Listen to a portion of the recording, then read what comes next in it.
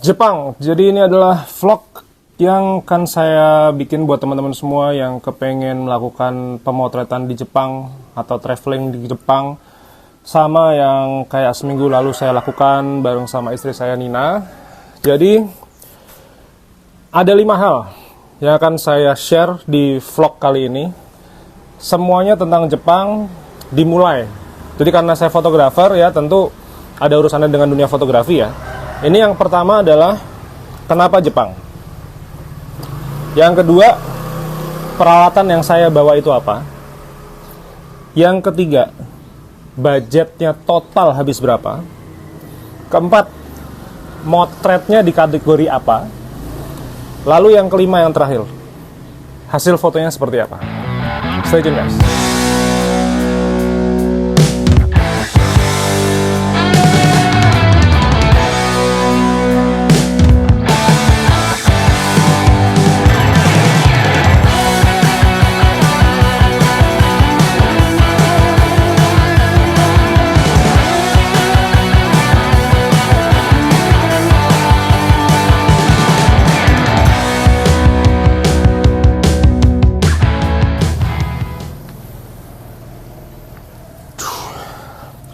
Selamat pagi dari kota Jogja teman-teman semua. Nama saya Bima Aditya. Terima kasih sekali sudah datang ke channel YouTube Bima Aditya ini. Matur nuwun sudah bahkan tidak hanya subscribe ke channel ini, tapi juga nge-follow saya di Instagram. Jadi teman saya di Instagram sekarang tambah banyak nih gara-gara teman-teman semua. Per 30 Januari ini 2024 ini udah hampir 7.000. Matur nuwun teman-teman ngikutin saya. Saya jadi kayak punya banyak teman. Jadi tapi ini gini lah. Terserah mau subscribe, mau unfollow, segala macam terserah. Tapi yang penting adalah mudah-mudahan apa yang saya sharingin di YouTube sama di Instagram ini memberikan wawasan, insight kepada teman-teman semua tentang bagaimana how to make a living through fotografi. Jadi tentang bagaimana ya nggak harus juga hidup dari fotografi ya. Ini kalau teman-teman mau, itu kayak saya kan 15 tahun nih hidup dari fotografi. Ini caranya seperti apa sih? Ya, buat referensi aja lah, buat hiburan aja lah. Kalau teman-teman bukan fotografer gitu. Jadi sekarang yang pertama dulu. Kalau ditanya kenapa Jepang, jadi tahun 98 saya adalah anggota Pramuka Indonesia. Suatu ketika saya mendapatkan kesempatan untuk ikut Jambore Internasional Pramuka itu di Jepang. Tujuannya adalah untuk mendidik nasionalisme, networking, segala macam. Sehingga ketika saya selesai ikut acara Jambore itu, saya pulang ke Indonesia, saya langsung bilang ke diri saya bahwa suatu saat nanti saya akan kembali ke negara itu dengan orang yang saya cintai. Itu waktu itu SMP, jadi saya belum punya pacar, belum punya kenalan teman dekat segala macam. Saya udah pengen bilang begitu, saya akan datang kembali ke Jepang dengan orang yang saya cintai. Ternyata orang yang saya cintai itu adalah istri saya, namanya Nina ini. Kebetulan sekali Nina ini adalah anak dari keluarga yang biasa-biasa saja. Bapaknya dosen, ibunya orang perbankan. Tapi karena nggak pernah kemana-mana ya, jadi kehidupannya biasa-biasa aja. Nina yang waktu masih kecil ini selalu kepengen ke Jepang. Karena dulu masa kecil kami itu dihiasi dengan Doraemon, terus candy-candy. Sesekali mungkin ketika kami udah SMP SMA mungkin ada krayon Shinchan. Jadi kami itu selalu bermimpi untuk kembali ke Jepang, kepengen ke Jepang walaupun pada waktu itu kita belum ketemu gitu. Akhirnya tahun lalu saya sempat berangkatin Nina ke Korea. Dia drakor freak. Akhirnya saya bilang, "Oke, besok ajakin saya ke Korea gitu." Terus Nina bilang begini, "Ngapain ke Korea? Bukannya papam itu saya itu impiannya ke Jepang." Oh, tiketnya sama pada waktu itu harganya gitu. Nanti saya akan bahas di chapter ketiga. Akhirnya saya memilih Jepang. Jadi saya bilang, oke, kita akan cari tiket. Kita akan hitung total budgetnya berapa. Kita akan hitung kemana aja, pemotretannya apa aja yang harus dicapai. Dan apa korelasinya untuk bisnis saya di dunia fotografi, YouTube, Shutterstock, dan lain sebagainya. Jadi itu adalah alasan kenapa saya kepengen ke Jepang. Sekarang tentang peralatan apa yang dibawa. Jadi ketika saya kemarin ke Jepang, saya itu sempat bikin vlog ya, waktu itu di Maxwell karena saya harus transit ke Singapura. Itu saya peralatannya sangat sederhana. Jadi hanya membawa satu kamera Canon EOS M10 dengan satu lensa sabu jagat 18-135. Di vlog sebelumnya, waktu saya bikin vlog di Maxwell, ini saya bilang bahwa kemudahan lensa ini sekaligus keburukannya.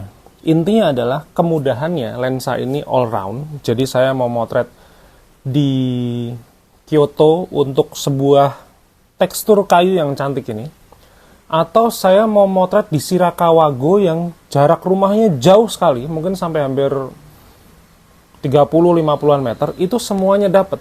Cuman problemnya apa nih lensa? Beratnya setengah mampus, guys. Ya lensa medium level lah. Kemudian all round kan, jadi 18 milinya dapat, 135 milinya dapat. Jadi saya hanya membawa satu body kamera dan satu jenis lensa, dan ini praktisnya setengah mati.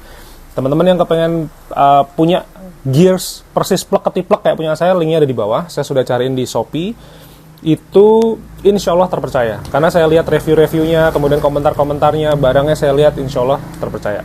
Tidak ada yang baru ya, jadi ini semua barang-barang saya second, termasuk Canon EOS M10 saya juga second, 18-135 saya juga belinya second. Jadi kalau teman-teman beli second, ya mudah-mudahan insight saya di bawah itu cukup memberikan gambaran buat teman-teman semua. Jadi peralatannya hanya Canon EOS M10 dan lensa sabu jagat 18-135. Sekarang tentang budgetnya ini habis berapa? Saya dulu di wedding, di 10 tahun pertama saya karir di fotografi, itu saya selalu bermimpi untuk jadi seorang destination wedding photographer. Makanya saya bukan nggak suka saya motret di Jogja, saya kepengennya motret itu sambil jalan-jalan. Maka dari mulai ke Solo, ke Semarang, ke Magelang, ke Klaten, ke Surabaya, ke Jakarta, sampai ke Singapura, Hong Kong, Macau, Maldives, itu saya lakukan, Malaysia segala macam. Saya sampai diundang isi seminar di Malaysia untuk international seminar. Maka dari dulu saya tuh selalu terbiasa untuk ngitung budget.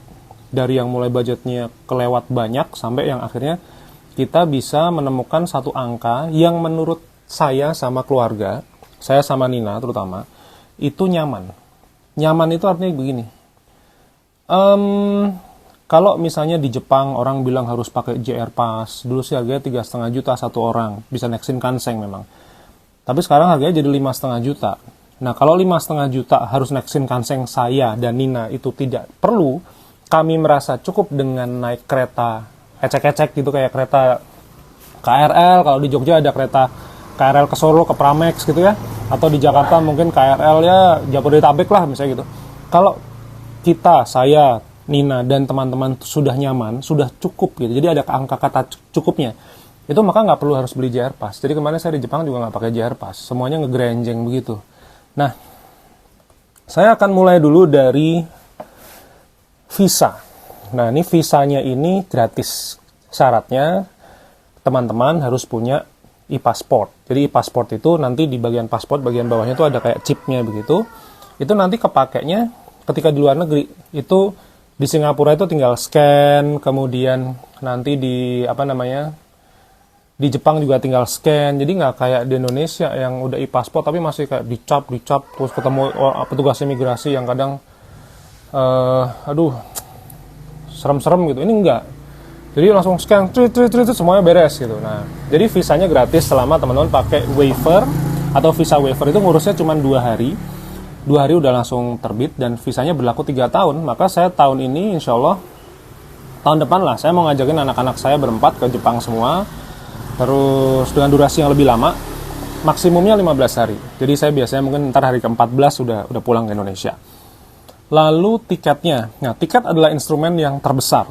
Saya mampunya sekarang itu kalau untuk keperluan bisnis, bukan keperluan leisure ya, ini keperluan bisnis. Jadi bisnis itu ada hitung-hitungannya, modalnya berapa, HPP-nya berapa, cost-nya berapa, segala macam sampai profit-nya berapa, itu semua sudah dihitung. Saya mampunya hanya pakai low cost airlines. Maka pilihannya ada 2, AirAsia, transitnya di Kuala Lumpur, atau Scoot dari Jogja, transitnya di Singapura. Saya pakai Scoot. Berapakah harga tiket saya pulang pergi?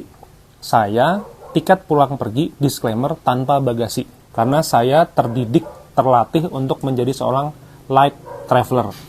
Jadi saya hanya pakai bagasi kabin. Kalau internasional, kalau domestik kan kita cuma dapat 7 kilo di kabin. Saya sama Nina itu masing-masing dapat 10 kilo, 10 kilo. Jadi total 20 kilo itu sudah cukup bagi kami berdua. Maka kami tidak pakai bagasi. Jadi tiket pulang pergi kami itu harganya adalah 4,5 juta. Jadi dari Jogja, transit ke Singapura. Singapura saya ke Kansai Airport di Osaka. Terus saya naik terus ke arah utara. Saya pulangnya dari Narita, Tokyo. Nah, totalnya berapa? Nanti, ya kalau nginep ya, saya bisa bilang saya nginep di Kyoto itu satu malamnya sekitar 400 ribuan. Saya nginep 2 malam. Di Takayama itu yang paling mahal. Karena saya nginep di rumah kayak rumah Doraemon, rumah Nobita. Itu semalamnya 900 ribu, saya nginep 2 malam. Lalu di Tokyo, saya cuma nginep semalam, harganya 600 ribu.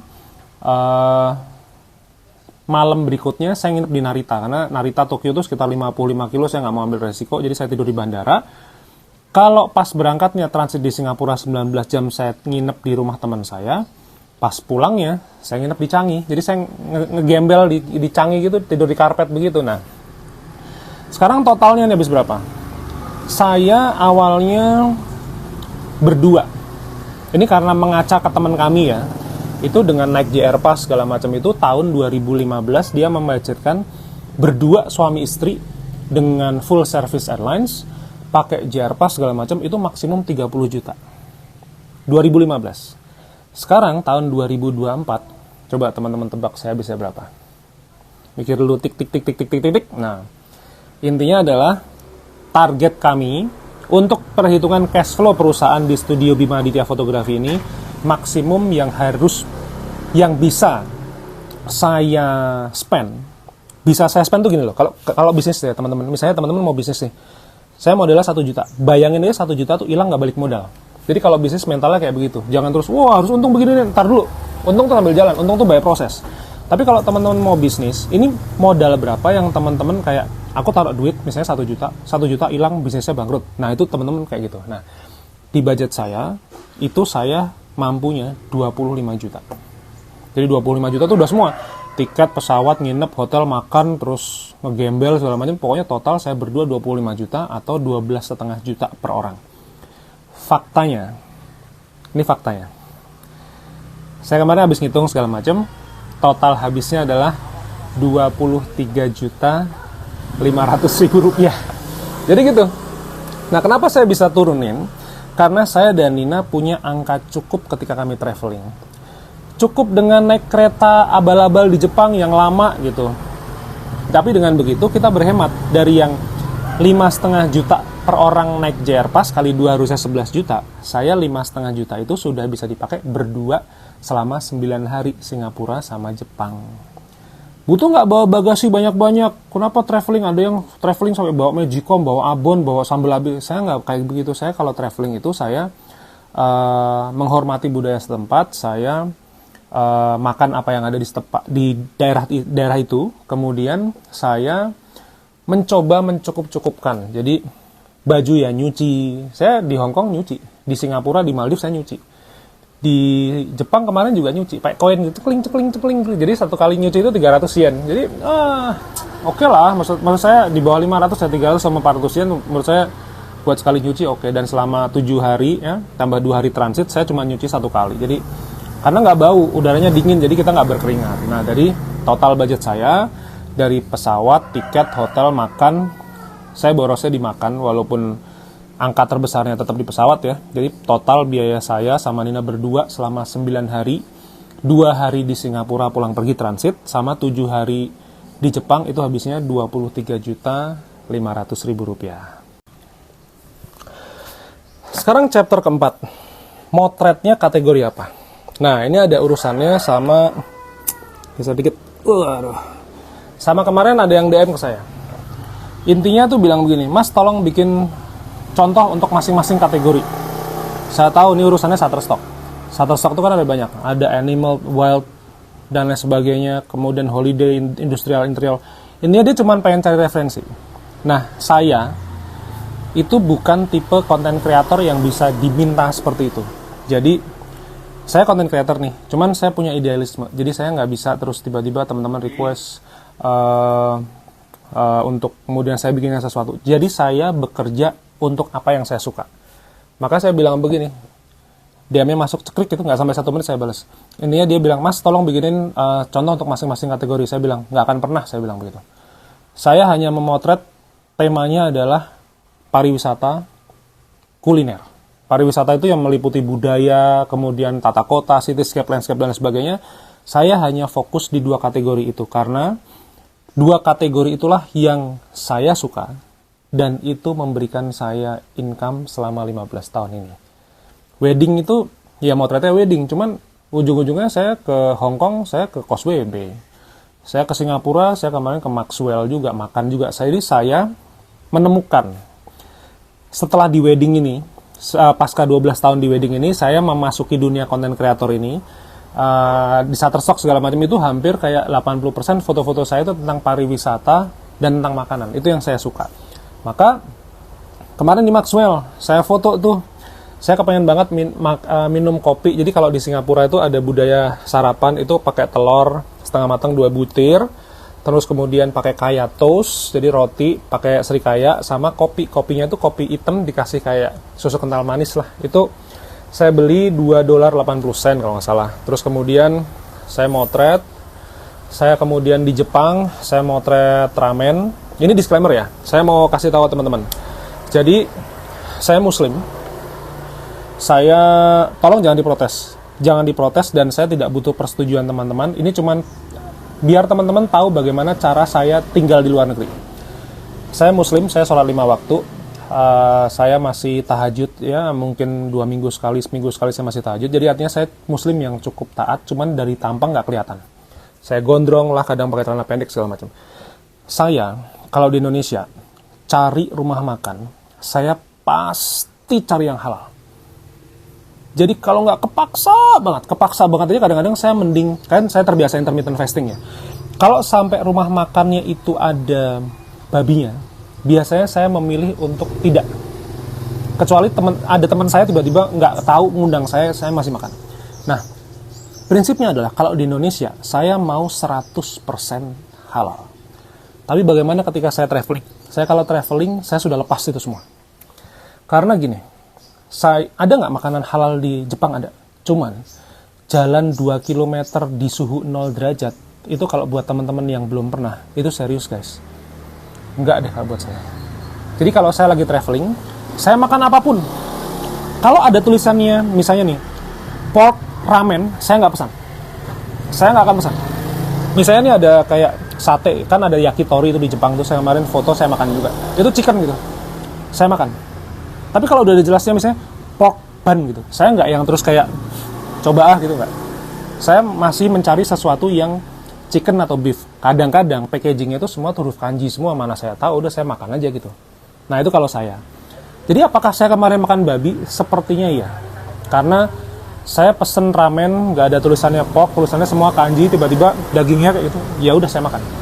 Intinya adalah kalau di luar negeri saya akan lebih fleksibel. Tapi kalau di Indonesia, saya kepengennya 100% halal.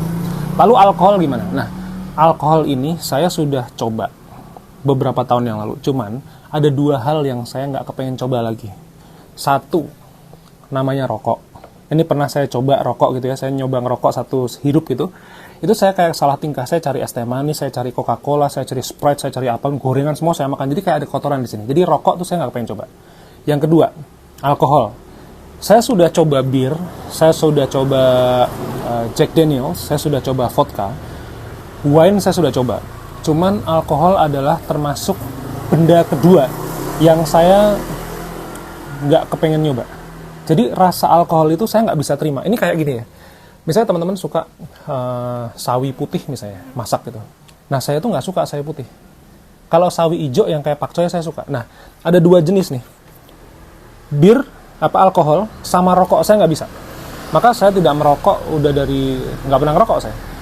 Alkohol saya juga nggak pernah coba. Nah makanya kalau masalah tadi makanan segala macam, itu kulineri segala macam itu saya foto semua. Karena memang demand foto kuliner itu tinggi sekali di dunia microstock ini.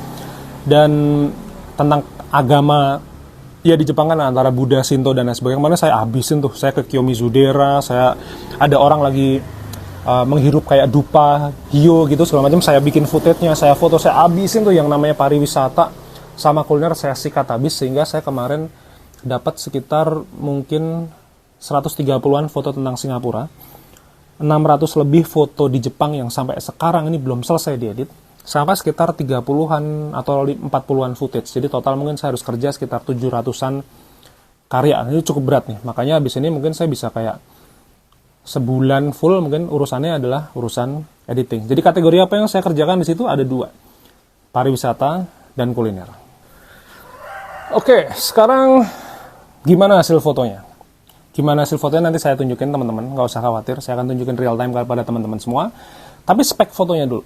Spek fotonya adalah saya memotret semuanya dengan JPEG. Jadi saya tidak RAW. RAW itu bisa, cuman infrastruktur saya saat ini terlalu susah ya. Saya ngedit hanya dengan iPad 9. Jadi saya nggak punya MacBook Pro, saya nggak punya iMac, saya nggak punya laptop yang mumpuni. Jadi saya motret semuanya dengan JPEG. Nah, JPEG saja itu sudah bisa membuat foto. Saya waktu itu di Kamo River kalau nggak salah di Kyoto, saya jalan kaki. Itu saya nemu satu sungai cantik banget. Ternyata namanya Kamo River kalau nggak salah. Nah, saya memotret ambience. Fotonya seperti ini. Ini begitu diedit jadinya seperti ini. Keren kan? Kemudian ada foto pakai handphone juga.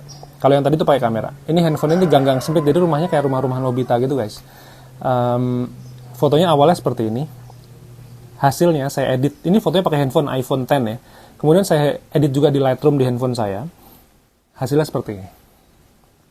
Gokil ya. Jadi saya itu suka dengan ngebolang yang kecil-kecil begitu, dan saya sangat suka melakukannya dengan istri saya. Kadang-kadang kalau saya sama istri saya sudah melakukan, itu kayak niat insun saya dalam hati, anak-anak saya harus bawa ke sana untuk pendidikan mereka. Karena Indonesia bagus, nggak ada yang jelek dari Indonesia. Ya ada lah, tapi artinya Indonesia tuh bagus. Tapi tentang begini, budaya kerja, kultur tentang cuaca, makanan, keramahan, kemudian dinginnya orang Jepang tuh, selfishnya kayak apa, saya pengen tunjukin ke anak-anak saya.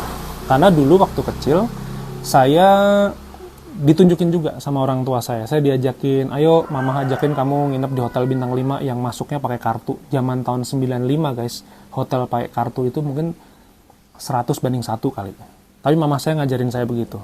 Maka sudah sumpah saya, ketika saya cari uang, saya pengen cari uang yang satu berkah jelas pasti. Yang kedua jumlahnya harus banyak. Karena kalau saya nggak banyak, saya nggak bisa kasih ke anak-anak saya. Saya nggak bisa kasih ke istri saya. Istri saya senang drama Korea, saya bayarin ke Korea. Sendiri berdua sama temennya cewek. Sama-sama kayak freak drama Korea gitu lah. Nah, maka ini niat saya, bismillah. Saya kepengen anak-anak saya tahu yang namanya salju itu kayak apa sih gitu. Saya pertama kali ketemu salju saya di Takayama. Seneng setengah mati guys, kayak anak kecil mainan Lego gitu ya. Cuma kalau teman-teman yang baru pertama kali lihat salju, pasti teman-teman bisa ngerasain sih euforianya kayak gimana. Itu saljunya saya bentuk-bentuk bola, terus kemudian saya pukul kayak anak kecil gitu lah. Nah, tahun depan giliran anak-anak saya. Jadi kami berenam berencana untuk ke Jepang. Rencananya juga musim dingin lagi. Biar anak-anak saya belajar tentang cuaca musim dingin itu kayak apa. Tangan saya kemarin sampai sakit ya, karena di Takayama sempat minus 1 kalau nggak salah ya. Jadi temperaturnya kalau nggak salah sekitar 2, tapi feels like-nya minus 1. Itu kayak ujung jari saya udah sakit. Jadi gitu guys, saya muter-muter banyak sekali. Saya akan kembali lagi ke Jepang. Saya jatuh cinta sekali dengan Kyoto terutama. Teman-teman yang sudah pernah ke Kyoto pasti bisa ngerasain seperti apa cantiknya kota itu. Saya cuman ke Osaka, ke Kyoto, ke Takayama, kemudian ke Tokyo. Nah, tahun depan kita lihat rencananya apa, tapi yang jelas saya akan kembali lagi ke Kyoto. Dan buat teman-teman semua yang sudah setia support saya di Instagram, sampai follower saya hampir 7.000, kemudian di YouTube saya sudah hampir 36.000 ya, matur nuwun. Tinggal beberapa klik subscribe lagi. Tapi intinya buat teman-teman semua yang kepengen belajar dunia fotografi, kepengen dapat inspirasi tentang dunia fotografi, berikut ini saya persembahkan hasil-hasil karya saya, baik foto maupun footage selama kemarin di Singapura dan di Jepang selama 9 hari 8 malam. Sampai ketemu di video berikutnya besok pagi jam 5, so enjoy guys.